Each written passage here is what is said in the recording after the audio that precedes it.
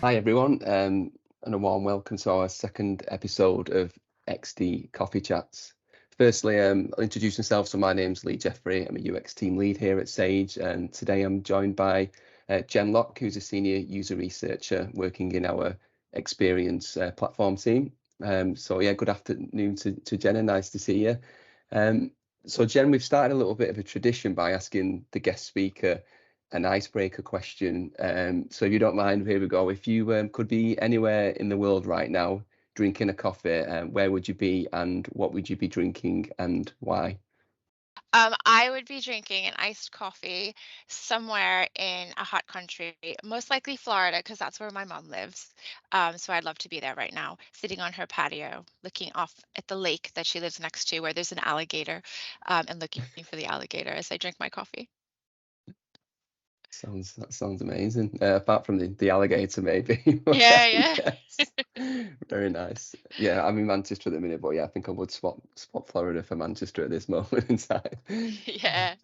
Cheers for that. Well, I'm in Newcastle, so it's yeah, definitely Yeah. a good spot.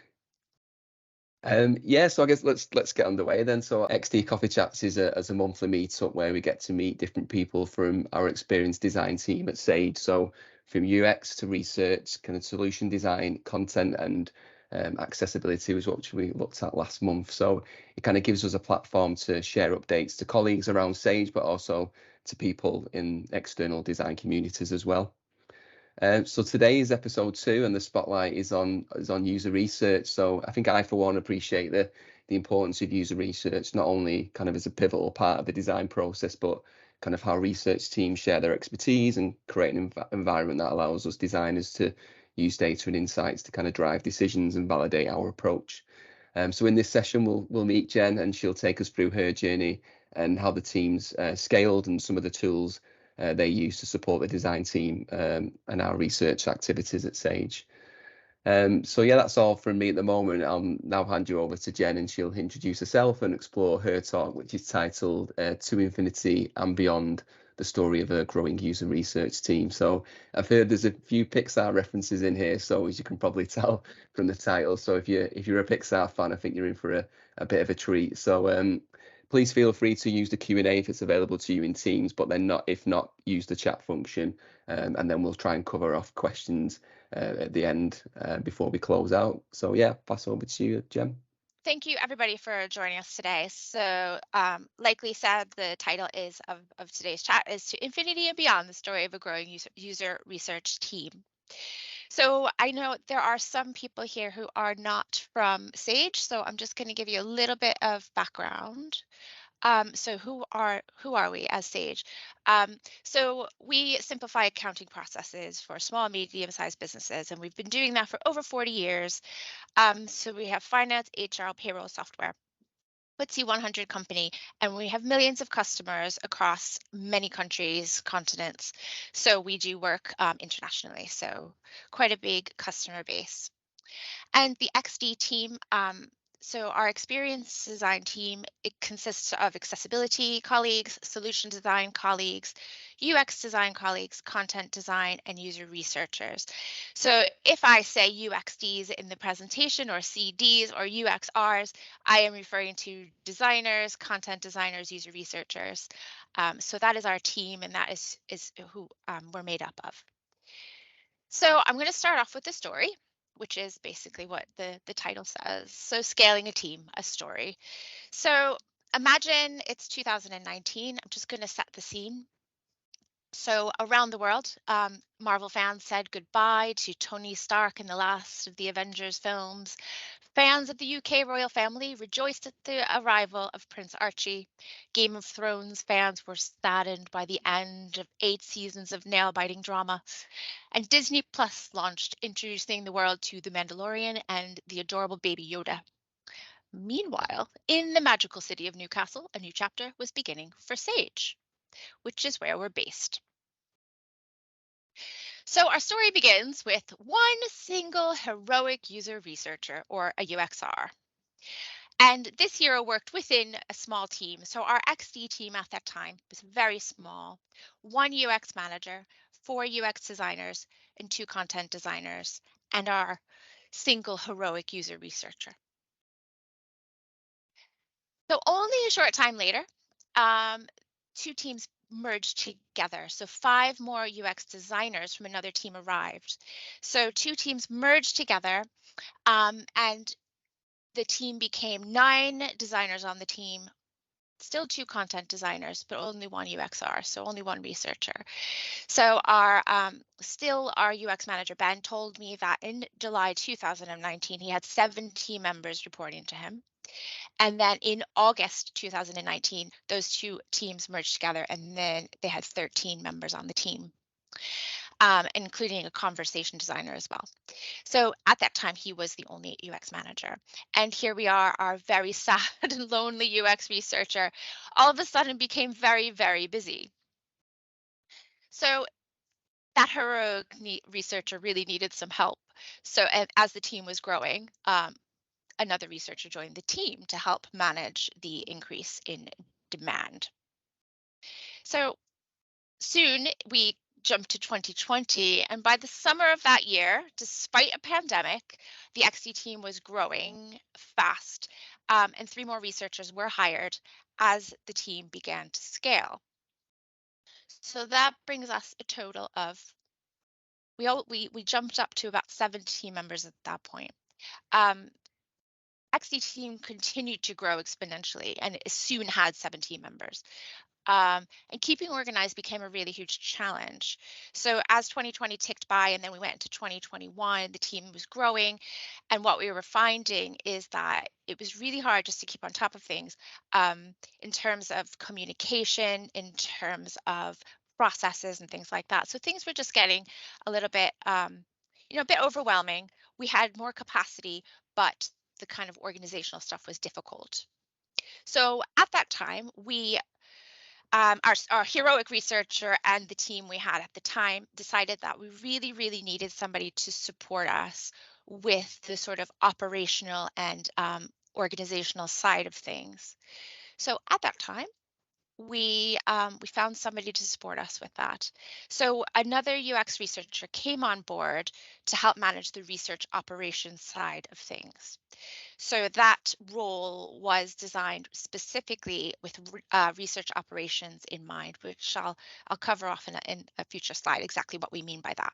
But when that person came on board, really helped kind of pull the team together in terms of the administration of like say, for example, databases and recruitment and things like that. So it really, really helped.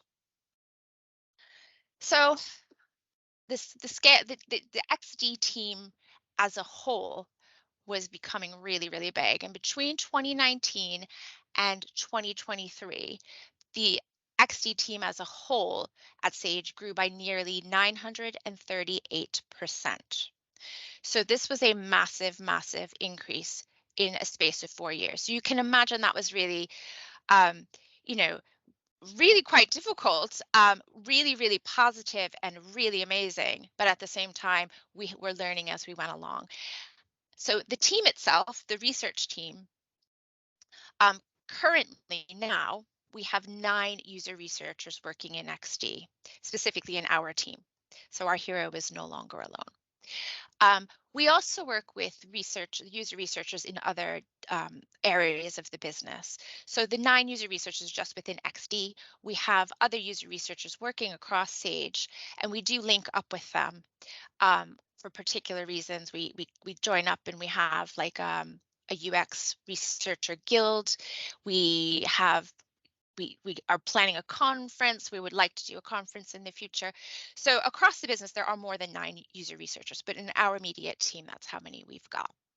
So just to give you some like a kind of an overview of what the growth looked like in the space of 4 years, the entire XD team, including researchers, designers, content designers, solution designers, we've grown from a team of 8 and we've scaled to a team of 83.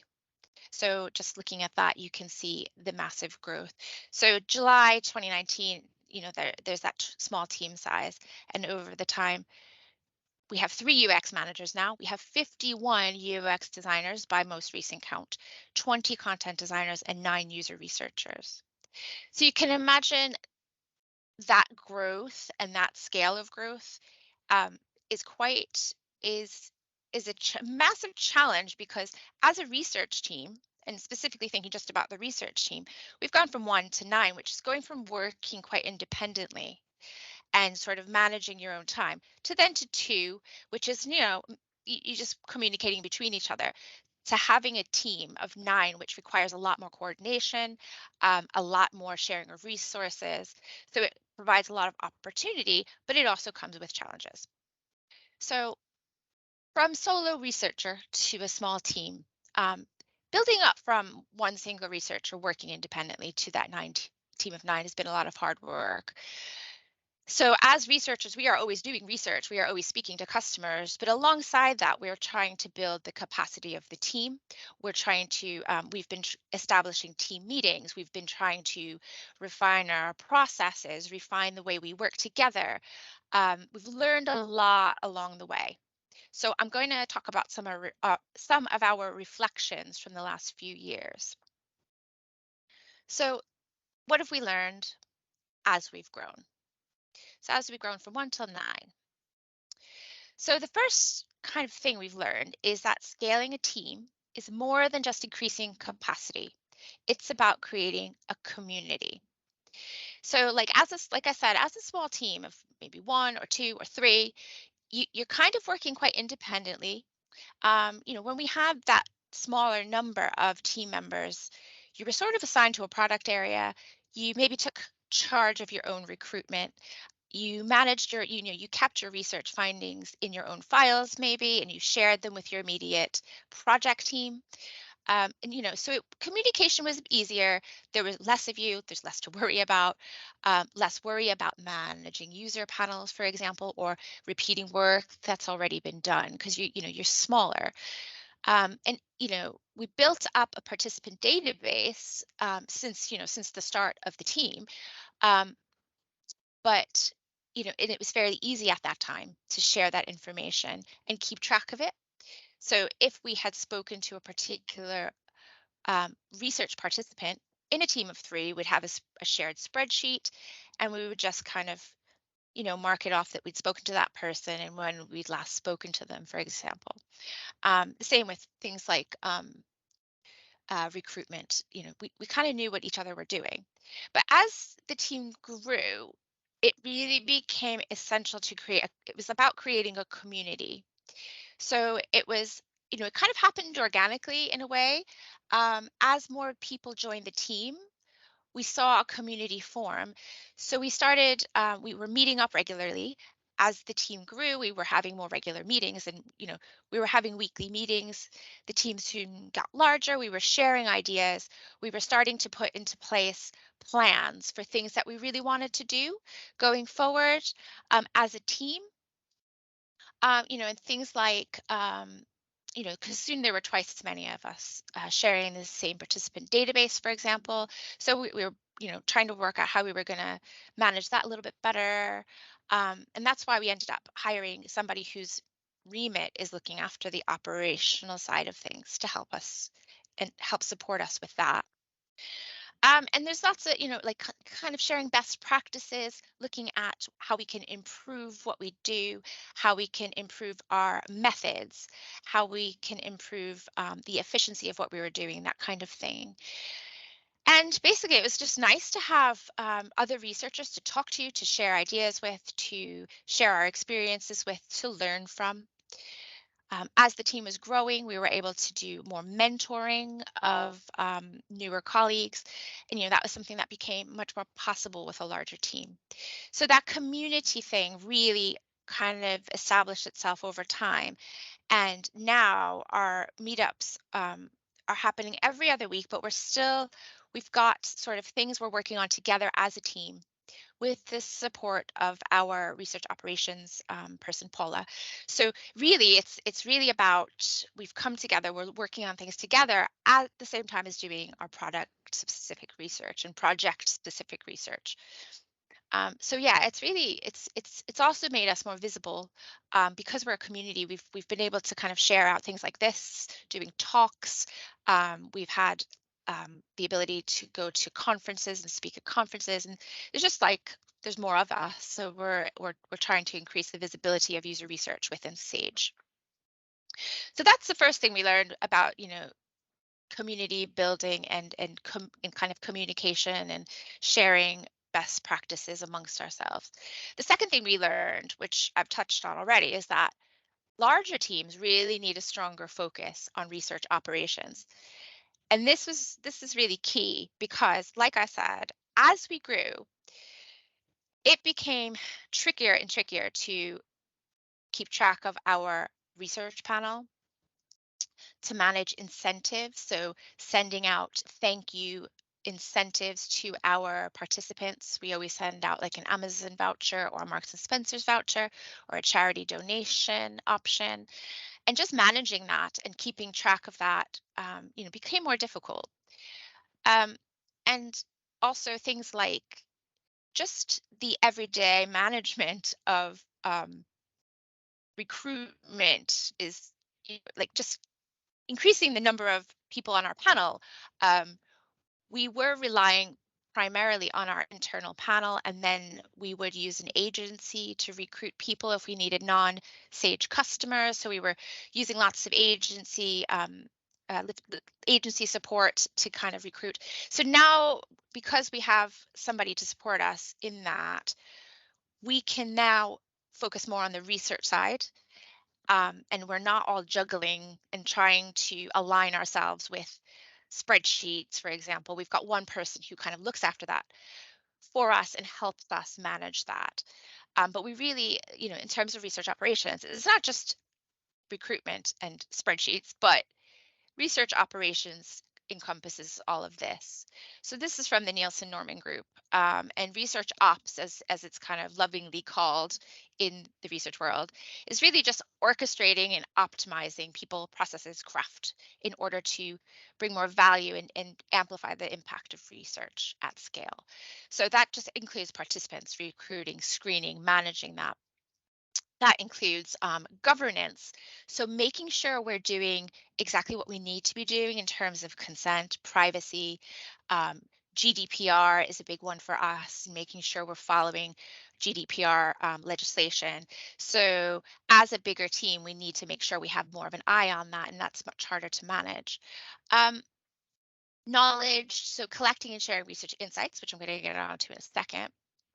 It becomes much more difficult with a larger team because where do you put the research findings? How do you keep on top of it? How do you find research when you've got 9 different researchers and somebody asks for some, a report or some insights from something that happened in the past? Became really difficult. Tools, so having, tool sets, platforms, different spaces, collaborative working areas. Um, you know, competency. So like I said, we have been able to do more mentoring now. So that's, enabling, educating, helping new staff members on board, all part of research ops. And then of course, advocacy. So sharing, socializing, sharing our value. And this is part of what we're doing now, is just kind of sharing out with the wider company and the wider world what it is that research is and what we do. So the third thing that we've learned, as my slide will let me go forward, and it will not at the moment. There we go. As the research team has grown, like I've mentioned, sharing and storing our research findings became more and more challenging. So one of the priorities that we identified as this team, as this community, is we wanted to have a research repository, and a repository being a place where we can store the findings, the things that we've done, to store results of research projects, to share insights with our teams, with our project teams, with the wider business. And that was a much harder project than we anticipated, because it's building a research repository is like building a library, and where do you store everything? How do you share it out? How do we make it searchable? Things like that.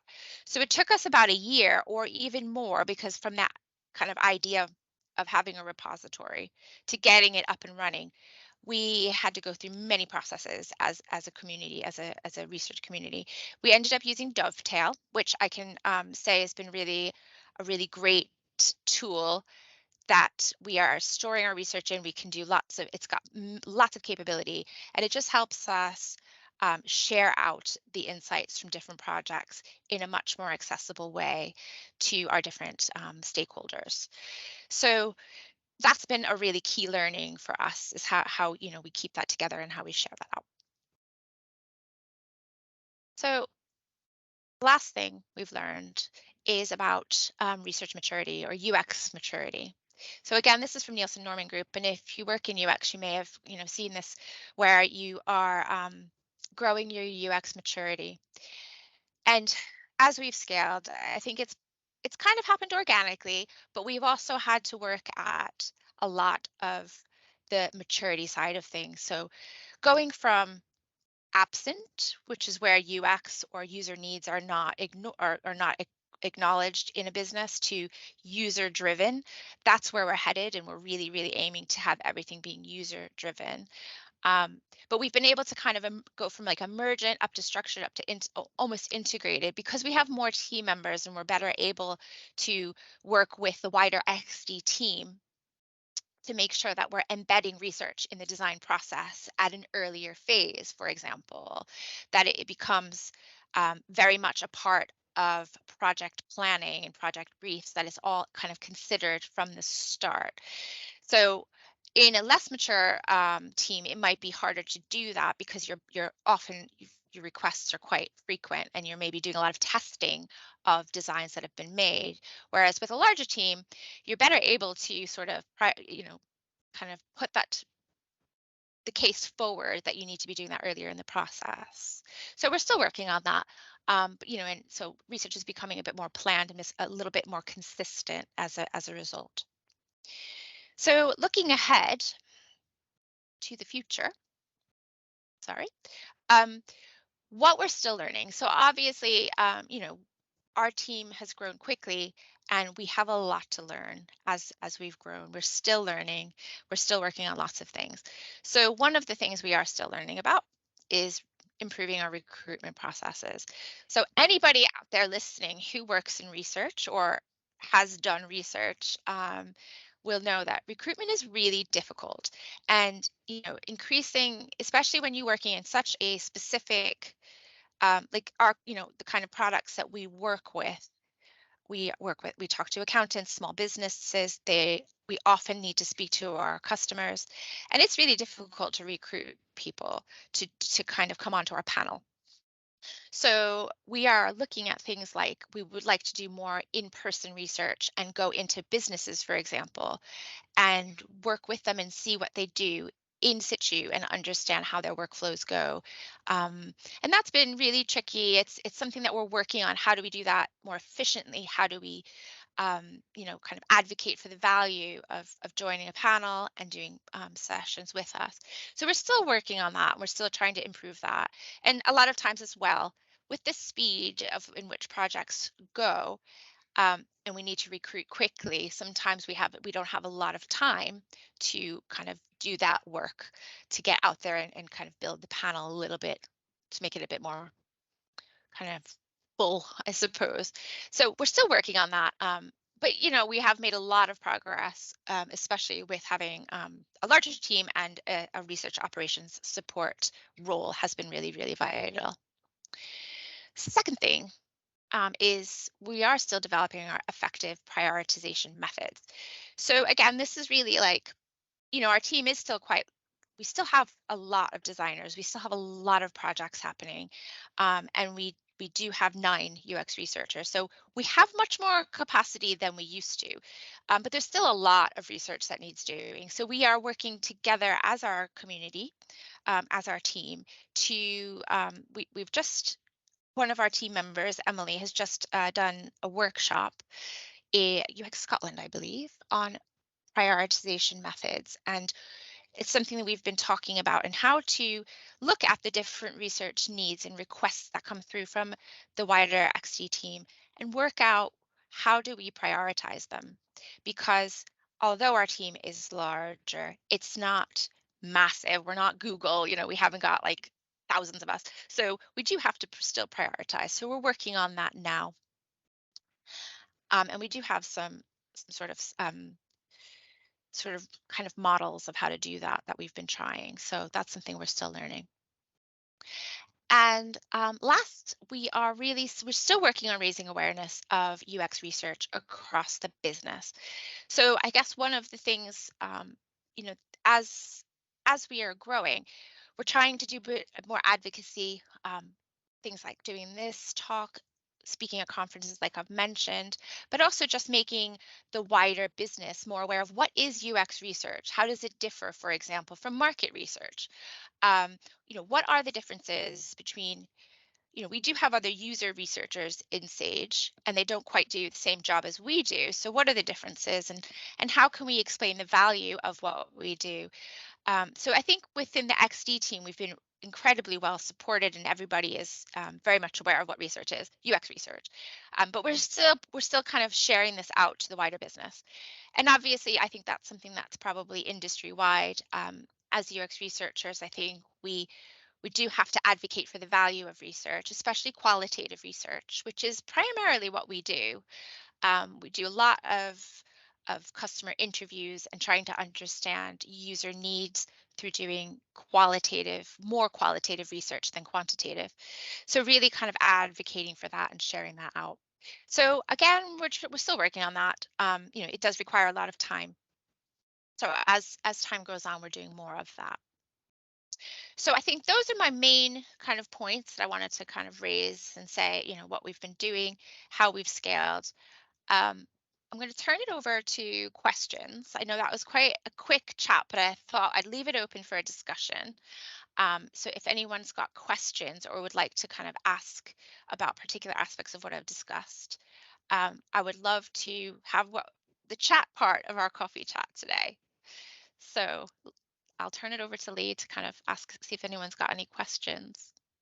Oh, thanks for that, Jen. I'll just keep an eye out in the Q&A and the chat. But no, firstly, thanks for that. I think what you missed from these virtual ones is a round of applause, because you get the virtual round of applause, I think. So I think everyone's giving you a clap there, but it's kind of not the same. But no, yeah, cheers for that. I think it's interesting how you kind of talk around scaling teams, and I think that kind of crosses over to kind of many teams as you scale. Like you mentioned, there's probably key things that Yeah. align across, from like communication alignment. I think it was only the other day, actually, I think I seen something around the relationships you have. So if there's 5 people, there's 10 relationships, and then if you put that up to kind of 14 people, there's like 91 relationships. So it shows you how you can kind Yeah. of get misaligned very quickly.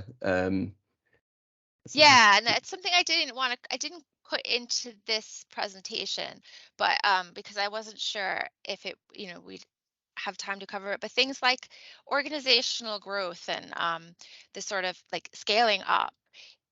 When we think about it, you're working as a single person in or maybe a group of two, like you say, there are less relationships to manage, and you can kind of manage your own processes. But when you've got 9, it's like going from like having one child to 9 children. It's like absolutely, you're having to juggle so much more, and scheduling is really tricky, and making sure we're not repeating what each other are doing in terms of our research, and making sure that we're consistent across the team in the way we work and things like, definitely gets very complex. Even though it doesn't sound like a huge number, a team of 9, it's very different than working in a team of maybe 1, 2, or 3.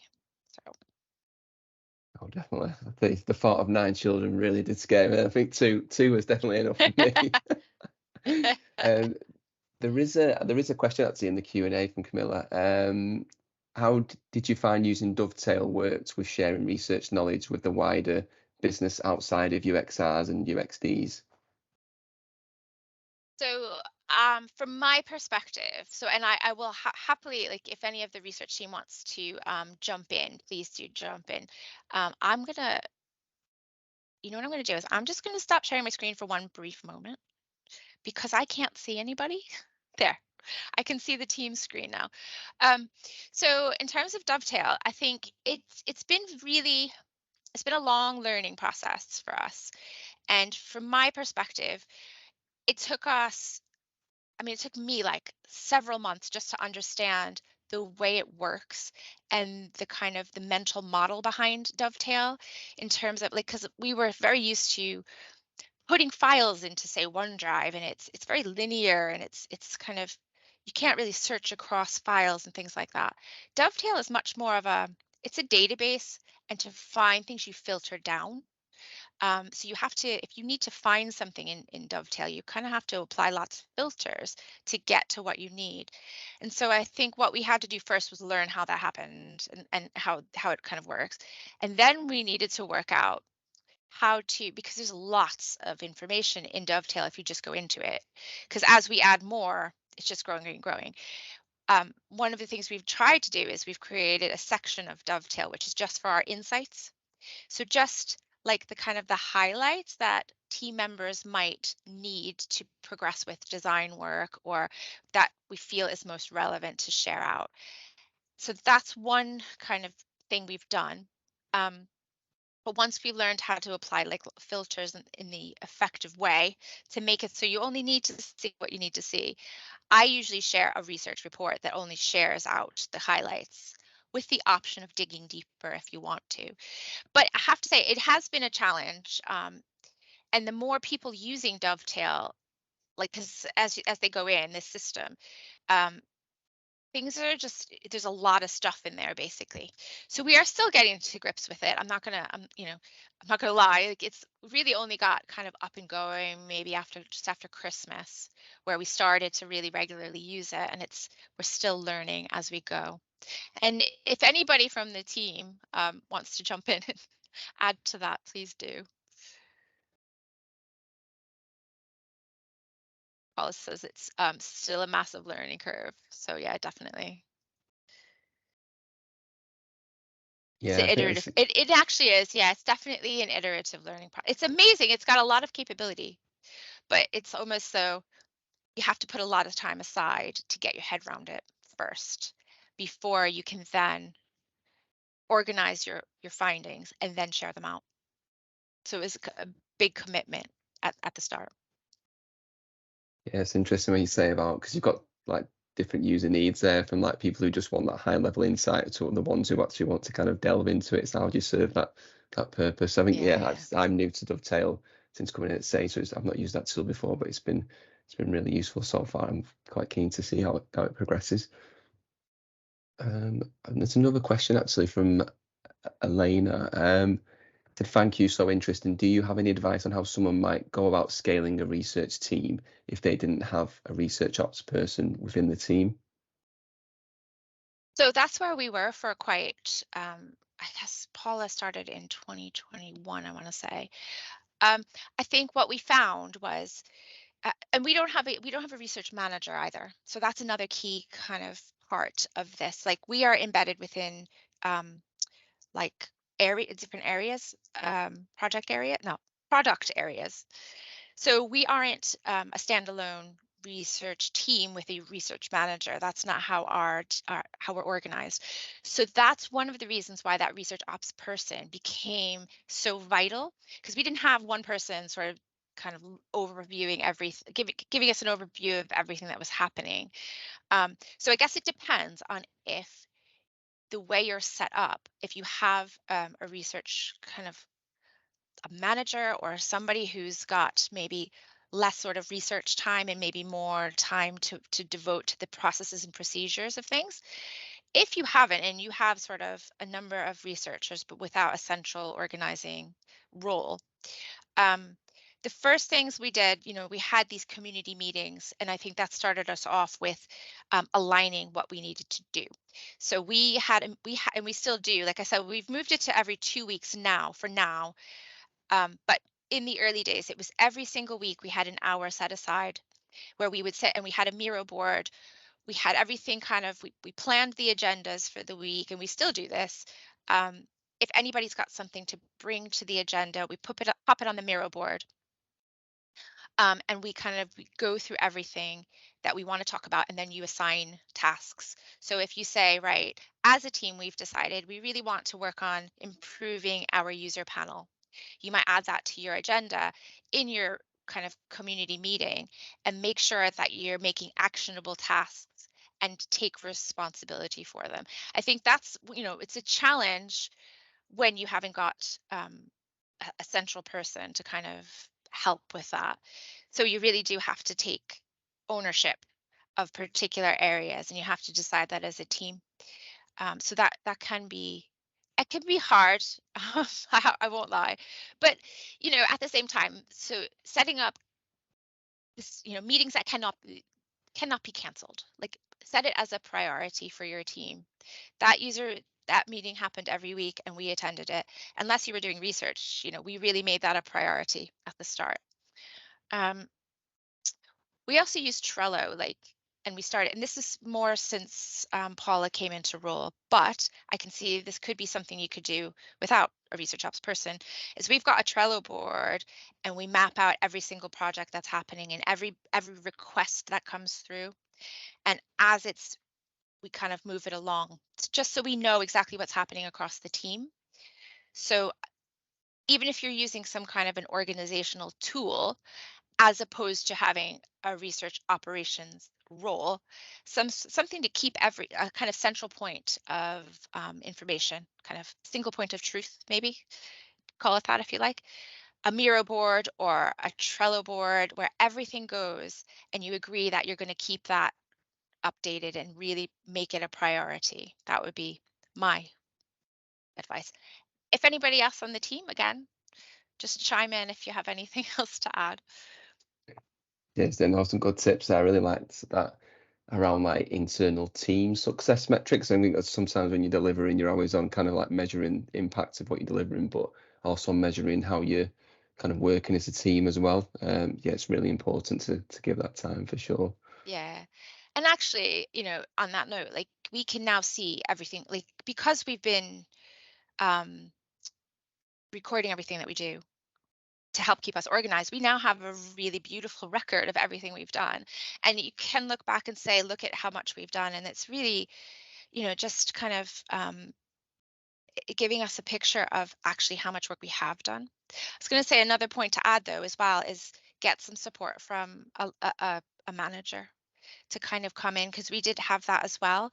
One of the UX managers comes into our research community meetings, and when we've had difficulty kind of prioritizing or organizing things, she's helped us with that as a kind of a third party, a neutral party, to kind of come in and help us manage what we need to be looking at and focusing on. Nice. But yeah, Elena's put in a thank you message there as well for that, really helpful. There was another actually. Let's have a quick look. I think it's Sandra. So, how can employees become more engaged with research and provide input? I guess that's kind of like employees maybe from um, teams around Sage. How could they engage with research or access research or provide input? Do we mean across the whole company, or do we mean like within teams? Like, that's, I guess that's my, Yeah, I think this would be because it'll outside, be a maybe slightly out. different. Yeah. I mean, outside of our XD team, um, I guess, okay, I'll give a kind of an illustration from the reverse of, like, the kind of the opposite side. So when I started at Sage, I was interested in the kind of market research side of things, and I asked for some access to. We have an internal. We have something called Intelligence Plaza. If you're not working for Sage, Intelligence Plaza holds like lots of market research reports, it's competitor reports, things that are really quite interesting. As a researcher by trade, I was just really interested in kind of understanding what else was happening at Sage. So I just found the contact person, and asked for access to that, and I was able to I kind of go through that sometimes, and got myself invited to a few meetings where it's like general presentation of different reports. Doing, from the opposite direction, if you work for Sage, I don't know where the questions come from. So if it's a Sage employee, get in touch with us. My contact details will be at the end. I'll put the slide up with my contact details, or you can search for in Teams. And we're happy to, we can our Dovetail Insight reports are accessible, I think, by the, I think just a view only, anyone can look at those. So we can provide that. You can see, and it gives you a chance. We put clips in of customers, but we're always happy to share. And if it's something that there's a request for or a need for, I would be happy to do more like kind of open to the whole company kind of sessions where we kind of give an overview of highlights of research that we've done, because I do think it's really important for it's not just to be within XD, but for it to be more wide across the business. So I hope that's answered the question. Yeah, hopefully, yeah, Sandra just clarified it was for SMEs. Yeah, and I think there's probably two ways around that. Maybe as project teams that are working on projects when they're in that discovery phase to go out and find that information and reach out to the wider business to kind of really get that understanding. So I guess as they want to kind of contribute towards projects, but I guess it's us coming the other way, meeting in the middle as well, and going finding that expertise within Sage. Yeah, definitely. Just gonna catch up here. So we've got another one in the chat if you can see that. So has having more researchers impact the amount of projects you work on compared to when you were a smaller team? And if so, has that affected the quality of the research, or is the increase in resource more about being able to support more projects? Okay. First, I just want to say a big shout out to Jordan, because Jordan used to work for Sage. Hi, Jordan. Nice. And thank you for your question. We miss you. So having more researchers, from my view, and again, different team members might want to jump in here. From my perspective, so as we've grown, we've been able to cover more of the necessity. We've really had lots more capacity to do user testing, usability testing, and testing designs that have been created, and just getting like not getting overwhelmed with research requests, and being able to spend a bit more time on creating quality research. So when we were a smaller team, we just did less, and we always supported designers to do research themselves, and that's something that's happened at Sage since before my time. I think now what it's done to have a larger team is that we would still encourage designers to get involved in doing testing of their designs, but what it's allowed us to do is say, um, we'll do the more complicated stuff, the stuff that requires more planning, or like for discovery research, for example. We can support more of the usability testing. If designers are able to want to do that themselves, we can support that. It's kind of broadened our ability to support others to do research, as well as allowed us to do more complex stuff. So I'm just going to read this question again. So it does impact the amount of projects, because we can do more stuff. We can do more projects, but it also helps us have a bit more time to do more quality work. And that's also happened in tandem with the expansion of the XD team in general, and the implementation of a whole big ways of working um, framework. So while we've been growing and we've been working on our own scaling and our own, methods, processes, things like that, the wider team has been working on a ways of working framework to ensure that things happen in the order they should. So we've been able to now input into projects a bit earlier, because that's been happening alongside our own scaling. And we've been able to set as a team, look at things like that in-person research where we want to go out and do more kind of observational research with businesses. We're trying that. We've got a bit more capacity now to do that. So it has affected the quality. Because we've advocated for that as well, and our management have been absolutely amazing at saying, you're the research team, focus on the difficult stuff. And we're not hiring 9 people to do 10 times the amount of usability testing. What we want to do is bring research into an earlier phase of the design cycle, and you have that time to do that. We still do all of the usability testing, but we've got more capacity to do higher quality, more complex type of research, if that is clear. That's great. Oh, cheers, Jen. No, I can, yeah, you've obviously seen the impact on the output of the work as well. And yeah, I think Jordan Yeah. just dropped a And message there. again, hi Jordan. And again, I think dovetail as well. Having dovetail has really, now that we are kind of getting into it and learning how to use it, it has really helped because it's brilliant at grabbing like highlights and clips and reels and things and putting it into a really easily digestible format. So before there was a lot of like labor involved in producing a nice quality, kind of insights report with that we could bring to life, and having a tool that helps us do that is really kind of has helped us do that better as well. So So, I think that's it for questions. So we can kind of look to wrap up. Just wanted to say thanks again, Jen. That was a really insightful session and lots of great questions there and a great Q&A at the end. So appreciate you thanks. giving us your time this time. And yeah, it was a great episode. Thank you. If you just, I'll just put up the last slide, which has Yeah, my contact details, just in case you do want to get in touch. So if you're not in Sage, it's jen.locke@sage.com, and internally it's just Jen Locke. And I'm on LinkedIn as well as Jennifer that's Locke, awesome. so you'll see me. Yeah, of So yeah, course. get in Yeah, touch if you've got any questions. yeah, definitely. But yeah, Uh, thanks for organizing this. It's been really good. I really have enjoyed getting all set up for it and stuff. oh, no, brilliant. Thanks again, Jen.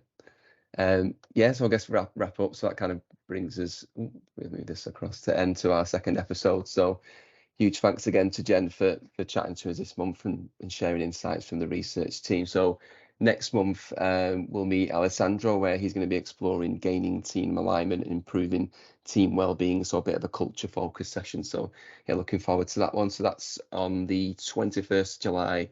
I think it's a little early in this one, between 12 and 1 p.m. British Standard Time. So yeah, what we'll do, I'll send some links out for people so they can kind of register on that one. But yeah, thanks again for coming along, and enjoy the rest of your day, and hopefully we'll see everyone again in July. Thanks again. Cheers.